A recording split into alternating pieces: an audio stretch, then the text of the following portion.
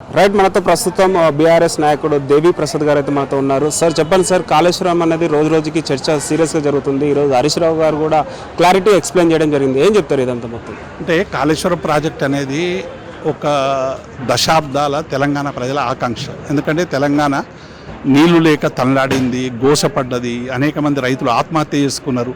ఇటువంటి తెలంగాణను ఒక సస్యశ్యామల తెలంగాణగా మార్చాలని చెప్పి కేసీఆర్ గారు ఒక తీవ్ర ప్రయత్నం చేసి గోదావరి నది జలాలను వాడుకోవాలని కట్టినటువంటి గొప్ప ప్రాజెక్ట్ కాళేశ్వరం. వాళ్ళేమో 16 TMCలకు డిజైన్ చేసి ఏదో తెలంగాణకు ప్రాజెక్టులు ఇచ్చినామని చెప్పి ఉమ్మడి రాష్ట్రంలో తెచ్చిన ప్రాజెక్టు.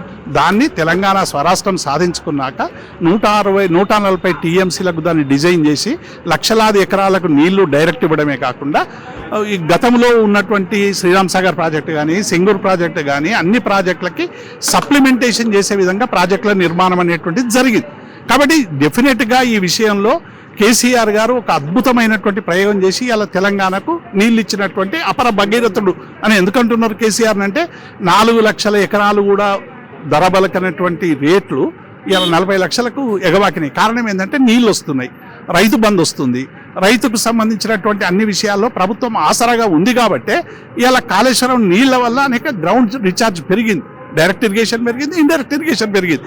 కాబట్టి ఇవాళ కాళేశ్వరం ప్రాజెక్ట్ అంటే ఏ ఒక్కటో ఆ ఒక్క పియర్ చూపించే కాళేశ్వరం ప్రాజెక్ట్ అని చెప్తున్నాడు. కాళేశ్వరం ప్రాజెక్ట్ అంటే అనేక రిజర్వాయర్లు, అనేక లిఫ్ట్లు, అనేక గ్రావిటీ కెనాల్లు, అనేక చెరువులు, ఇవన్నిటిని వదిలిపెట్టి కేవలం ఒక పిల్లర్కు సంబంధించిన రిపేర్ చేయమని NDSC చెప్పినా, CWC చెప్పినా ఒక క్రిమినల్ నెగ్లిజెన్స్ తోని మీరు రిపేర్ చేయకుండా ఇవాళ తెలంగాణ నోట్లో, మా రైతాంగ నోట్లో మట్టి కొట్టేటువంటి ఒక కుటిల ప్రయత్నం చేస్తారు. దానికి కారణం ఏంటంటే ఇక కాంగ్రెస్ పార్టీ అధికారంలోకి వచ్చే అవకాశం లేదు. ఇప్పుడు కాళేశ్వరం పేరు చెప్పి అనేక అవినీతులు కూడా చేశారు, విచ్చలవిడిగా డబ్బులు తీసుకున్నారు అనేసి కూడా ఆరోపణలు చేశారు. ఇప్పుడు విచ్చలవిడి మేము అవినీతి చేస్తే అరెస్ట్ చేసుకోండి, శిక్షించండి, లేకుంటే మీరు ప్రూవ్ చేయండి.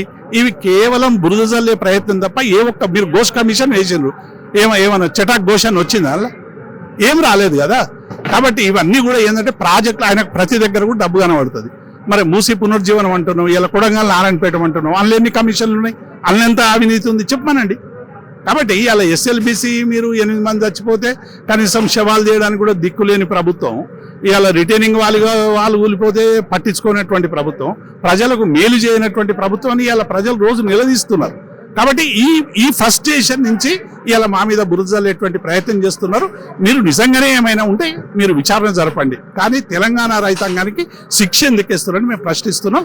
దాన్ని రిపేర్ చేసి నీళ్లు 89,000 క్యూసెక్లు పోతున్నాయి, ఇప్పుడే హరీష్ రావు గారు చెప్పారు. అవి ఎత్తిపోసి మొత్తం తెలంగాణకు అవసరమైనటువంటి నీళ్లు ఇవ్వాల్సిందిగా మేము డిమాండ్ చేస్తున్నాం. మరో కామెంట్ కూడా చేశారు రేవంత్ రెడ్డి, ఆర్థిక ఉగ్రవాదులు అనేసి కూడా చెప్తున్నారు రేవంత్ రెడ్డి, కేసీఆర్, KTR, హరీష్ రావు అని. మరి ఇప్పుడు ఈ మధ్య అందరికీ ఓ ఫ్యాషన్ అయిపోయింది, ప్రాంతీయ అస్తిత్వాన్ని మాట్లాడేటోళ్లను ప్రాంతీయ ఉగ్రవాదులు అంటున్నారు, ఆర్థిక పరమైనటువంటి సమస్యల మీద మాట్లాడేటువంటి వాళ్ళను ఆర్థిక ఉగ్రవాదులు అంటారు. మేము ఏం చెప్తున్నాం, మేము తెచ్చింది 4,17,000 కోట్ల రూపాయలని చాలా స్పష్టంగా మేము చెప్పినాం. మీరు చెప్పిన 8 లక్షల కోట్లు 8 లక్షల కోట్లు 8 లక్షల ఒకటిసారి, రెండోసారి, మూడోసారి అని నారాయణ విజ్ఞాన్ స్కూల్ చెప్పినట్టు 1 2 3 1 2 3 అన్నట్టు ఇలా బ్రూజల్ ఎటువంటి ప్రయత్నం చేస్తున్నారు తప్ప ఒక్కటన్నా ప్రూవ్ చేసిర్రా? ఆర్థిక ఉగ్రవాదులు మేము కాదు, ఆర్థిక క్రమశిక్షణతో మెలిగినటువంటి ఒక రాష్ట్రంగా RBI చెప్పింది. ఆర్థిక ఉగ్రవాదం అనేటువంటి నీకు చెప్పింది 3,44,000 కోట్లు, నువ్వు 30 నెలలు దాటలేదు, అప్పుడైనా 3,44,000 కోట్లు తెచ్చినావు. మూసీకి సంబంధించినటువంటి DPR కు డబ్బులు పెట్టినావు, ఆఖరకు లోన్లు తెచ్చుకోవడానికి ఇలా నువ్వు కమిషన్లు ఇస్తున్నావు. నీది ఆర్థిక ఉగ్రవాదమా, మాది ఆర్థిక ఉగ్రవాదమా? ఇవన్నీ మాటలు మానేసి చేతులకు రా, ప్రజలకు ఇచ్చిన వాగ్దానాలు అమలు చేయాలని డిమాండ్ చేస్తారు. బీఆర్ఎస్ మహిళా నాయకురాలు సుమిత్ర ఆనంద్ గారు అయితే మనతో ఉన్నారు. ప్రజెంట్ కాళేశ్వరం చర్చ కూడా హాట్ టాపిక్గా నడుస్తుంది. ఒకసారి కాళేశ్వరం టాపిక్ మీద కూడా అడిగి తెలుసుకుందాం. మేడం నమస్తే. మేడం నమస్తే. కాళేశ్వరంలో చాలా కుంభకోణాలు జరిగినాయి అనేసి కూడా రేవంత్ రెడ్డి గారు నిన్న ప్రెస్ మీట్ చెప్పడం జరిగింది. ఏం చెప్తారు?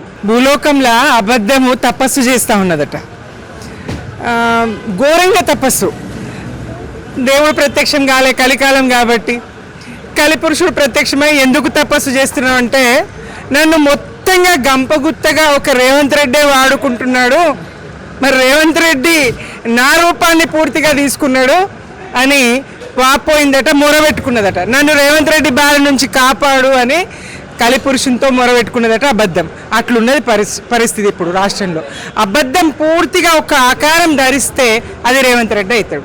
ఆ పరిస్థితి రాష్ట్రంలో ఉన్నది. అన్ని విషయాల మీద, ఒక కాళేశ్వరం విషయంలోనే కాదు, ఆయన ఏం మాట్లాడినా రేవంత్ రెడ్డి పెదవి విప్పిండు అంటే అది అబద్ధమే అయి ఉంటుంది.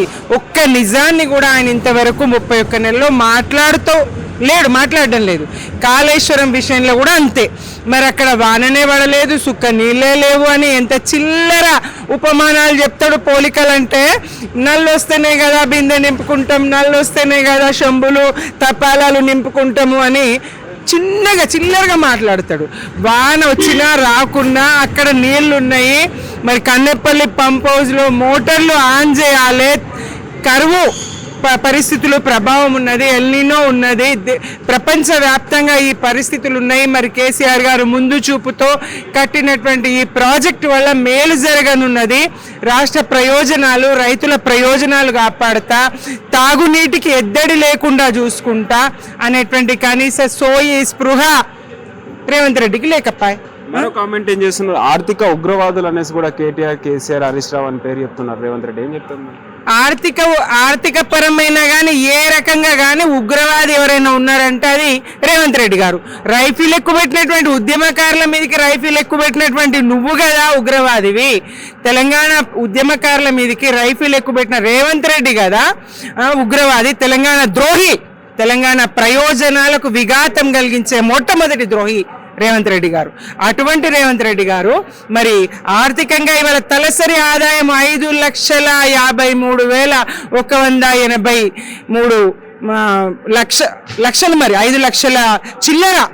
ఏది రాష్ట్ర తలసరి ఆదాయం, ఒక్కొక్కరి తలసరి ఆదాయం ఆ స్థాయిలో. కేంద్రము తలసరి ఆదాయానికి 2 పెంచగలిగి, అలాగే రాష్ట్ర ఆదాయాన్ని 6,000 నుంచి నెలసరి ఆదాయాన్ని 18,500 కోట్లు పెంచినందుక ఉగ్రవాది. ప్రతి 200 ఉన్నటువంటి పెన్షన్ను 2,000 చేసి ప్రజలందరికీ సంపద పంచినందుక, ఆసరా పెన్షన్లు పెంచి, వితంతు పెన్షన్లు పెంచి, వికలాంగుల పెన్షన్లు పెంచి, ఒంటరి మహిళలకు పెన్షన్లు ఇచ్చి, బీడీ కార్మికులకు పెన్షన్లు ఇచ్చి, మరి ప్రజల జీవన స్థితిగతులు మార్చినందుక, ప్రజలకు కొనుగోలు శక్తి పెంచినందుక ఎందుకు ఆర్థిక ఉగ్రవాదో చెప్పగలవా? ఒక్క శాతం అన్నా చెప్పగలవా? ప్రాజెక్టుల నిర్మాణం చేపట్టగలిగినందుక, చెరువుల పూడిక తీయగలిగినందుక, ఇంటింటికి నల్లా నీళ్ళు ఇచ్చినందుక, దేశంలోనే నెంబర్ 1 స్థాయిలో తెలంగాణ రాష్ట్ర ఉద్యోగుల జీతభత్యాలు పెంచినందుక ఎందుకు ఆర్థిక ఉగ్రవాదయిండు? ఎట్లా అయిండు? 73% జీతాలు పెంచినటువంటి ఏకైక ప్రభుత్వం కేసీఆర్ ప్రభుత్వం. ఏడచాతనైందయ్యా? 6 DAలు పెండింగ్ ఉన్నాయి కదా, ఇప్పుడు పిఆర్సీ పెండింగ్ ఉన్నది కదా, చచ్చిపోతున్నారు. ఇవాళ కూడా, నిన్న కూడా ఒక రిటైర్డ్ ఎంప్లాయ్, ఒక టీచర్ బలవన్మరణానికి పాల్పడ్డాడు నీ దుర్మార్గం కారణంగా. ఏం చెప్తావు? నిన్న ఎంత అబద్ధం చెప్తావు? కేసీఆర్ బాకీ పెట్టిపోయిందా? వీళ్ళంతా ఎప్పుడు రిటైర్ అయ్యిండు? నీ హయాంలో కదా, నీ పాలనో కదా. కేసీఆర్ పాలనలో ఒక్క పదవి విరమణ పొందినటువంటి ఉద్యోగికైనా, ఒక్క రిటైర్డ్ ఎంప్లాయీకైనా బాకీ పడి ఉన్నాడా? ఈ బాకీలన్నీ నీవి. మరి ఫీజు రియంబర్స్మెంట్ కు సంబంధించి బాకీ పడ్డావు, మహిళలకు 2,500 ఇస్తానని బాకీ పడ్డావు, సమస్త తెలంగాణ ఆర్థిక రంగాన్ని మరి ధ్వంసం చేసి తెలంగాణను అన్ని విధాలుగా విధ్వంసం చేసిన నువ్వు నేరస్తుడివి, నువ్వు ఉగ్రవాదివి. కేసీఆర్ గారు కానీ, హరీష్ రావు గారు కానీ, కేటీఆర్ గారు కానీ తెలంగాణ రాష్ట్ర సాధకులు. కేసీఆర్ గారు ఉద్యమ నిర్మాత, ఆయన కుడి ఎడమ భుజాలుగా, ఆయనకు అంది వచ్చిన ఆయుధాలుగా మీ కలిసి ఈ దుష్ట కాంగ్రెస్ తోని పోరాడడానికి 60 సంవత్సరాలు తెలంగాణను ఆగం పట్టించినటువంటి కాంగ్రెస్ తో పోరాడడానికి అంది వచ్చిన ఆయుధాలుగా హరీష్ రావు గారు, కేటీఆర్ గారు ఉద్యమంలో ఉన్నారు.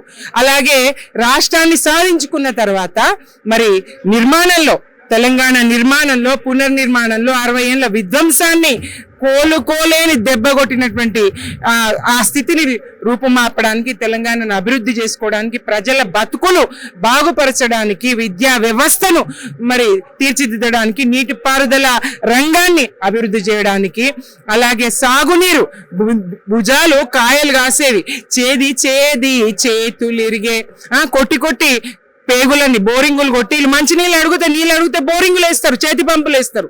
మరి బావులు తవ్వుతుంది కాంగ్రెస్. అట్లాగా ఇంటింటికి నేను నీళ్ళు ఇస్తా, నీళ్ళు ఇచ్చేదాకా ఓట్లే అడగాని మిషన్ భగీరథతో ఇంటింటికి నీళ్ళు ఇచ్చి ప్రజల బతుకులు బాగుపరిచినటువంటి గొప్ప దార్శనికుడు, పరిపాలనా దక్షుడు, మేరునగ సమున్నతుడు కేసీఆర్ గారిని పల్లెత్తు మాట అనే అర్హత మీకు లేదు. మీ స్థాయి కాదు, మీరు అసమర్థులు. కేసీఆర్ గారిని పదే పదే అవమానించడం ఒక్కటే కాదు, ఆయన చావును కోరుకుంటూ దుర్భాషలాడుతూ దుర్మార్గంగా మాట్లాడుతూ నువ్వురా సభకు ఎక్కడదయ్యా, ఏం చేస్తావని రావాలి సభకు, మీతో ఏమైందని, ఇంతవరకు మీరు ఏం చేయగలిగినరో ఇక ముందు మీరు ఏం చేయగలుగుతారు? అది ఒక సభనేనా? ఒక కౌరవ సభగా, ఒక దుర్మార్గపు ఇదిగా మీరు ఆ సభను మార్చేసిండ్రు. మైక్ ఇవ్వమని చెప్తారు, మైక్ కట్ చేస్తామని చెప్తారు, ఏం చేస్తారు? ఎన్నిసార్లు కేసీఆర్ గారు చావు కోరలే, అయినా మీకు కేసీఆర్ గారు అవసరం లేదు. మీ అబద్ధాలు ప్రజలే తిప్పి కొడతారు, సామాన్య పౌరులు మీ అబద్ధాలను తిప్పి కొడతారు. ప్రజా వేదిక కన్నా పెద్ద, ప్రజా కోర్టు కన్నా పెద్ద అసెంబ్లీ ఏం లేదు. ప్రజలంతా మిమ్మల్ని అసహించుకుంటున్నారు. ఎప్పుడు పోతుంది ఈ కాంగ్రెస్ పీడ, ఎప్పుడు పోతుంది ఈ రేవంత్ రెడ్డి పీడ అని చెప్పేసి ఎదురు చూస్తూ ఉన్నారు. అట్లాంటి పరిస్థితులు రాష్ట్రంలో నెలకొన్నాయి. పెట్టామో అన్ని ప్రజలకు అందుతున్నాయి, నెక్స్ట్ కూడా మేమే అధికారంలోకి వస్తామని చెప్తున్నాం మరి రేవంత్ రెడ్డి. అవును, స్కామ్లే. ఏ స్కీమ్ అన్నా పెట్టని రేవంత్ సర్కారు, ఏ స్కీమ్ అన్నా పెట్టని అన్ని స్కామ్లే. స్కామ్ లేకుండా ఒక్క స్కీమ్ ఉంటే ఒట్టు. స్కామ్ లేకుండా తెలంగాణలో కాంగ్రెస్ ఒక్క స్కీమ్ను మరి చేయగలిగితే, ఆ స్కీమ్ను ప్రజల్లోకి ఇంప్లిమెంట్ చేయగలిగితే, అవి ఒట్టేసి ఉండాలి దేనికైనా ప్రజలు. మీరు ఏమి చిన్న ఒక 10 రూపాయల పని చేస్తే అందులో ఖచ్చితంగా 7-8 రూపాయలు మీరు స్కామ్ చేసే పరిస్థితి ఉన్నది. ప్రజలంతా గమనిస్తుండ్రు, చూస్తుండ్రు. యూరియా ఇయ్య చేత కాదు, కరెంట్ ఇయ్య చేత కాదు. మరి ఎల్నినో రైతులు ఉన్న కాడికి వాళ్ళకున్న భూగర్భ జలాలు, బోరు బాయిలు, మోటార్లు చాలు చేసుకుంటారు. కరెంట్ అన్న 24 గంటలు ఇస్తున్నావా అయ్యా రేవంత్ రెడ్డి గారు? కరెంటు లెక్కలు తీయండి, ఎన్ని గంటలు? 9 గంటలకు మించుతలేదు current. Urea ఇయ్యవు, current ఇయ్యవు, Rythu Bharosa ఇయ్యవు. కొన్న మరి పంటకు బోనస్ ఇస్తాని ప్రగల్భాలు వలికితివి, గప్పాలు నరికితివి.